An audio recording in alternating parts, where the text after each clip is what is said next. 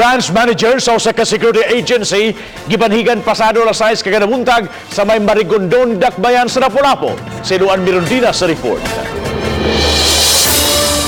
Duha ka mga lalaking luwan sa motorsiklo ang nakuhaan sa CCTV nga mitapan sa gimanehong pickup truck ni Demetrio Torion samtang nagsubay sa Marigondon Road sa Sitio Hawaiian pasado alas 6 kaganihang buntag. Sa susamang kuha sa CCTV, makita ang backrider sa motorsiklo nga mipauwan og mga bala ngadto sa driver side sa pickup ug dayon misutoy ra usab kini palayo. Dinhing dapita na hunong ang sakyanan sa biktima dihang gipusil kini sa duha ka wa mailhi mga suspitsado apan nakahigayon pa kini pagpadaplin sa iyang sakyanan ug gito dinhang dapita inabagan sa mga kawani sa gasoline station.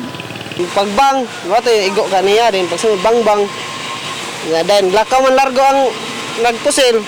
Lakaw man largo pagkato natuturan ning gawas man siya sa iyang sakyanan. Ning bangon ni atsug so dire pero dito ra taman murag ning tanaw sa iyang sakyanan ba. Pagkaman, iyang gidulog balik, iyang giduot padaplin, itabangar na magduot. Ang 62 anyos nga biktima kinsa usa-usab ka real estate agent daling gidala sa Tambalanan sa usa ka tricycle driver human kini mahiagom og duha ka samad pinusilan sa liog ug sa tiyan. Sa pagkakutlo ning balita, blanko pa ang kapulisan sa posibleng motibo sa pagpamusil. Buhay pa siya dito. Okay pa siya. Maka-istorya pa siya gamay. Pero di siya ka litok ba kay diri manggod.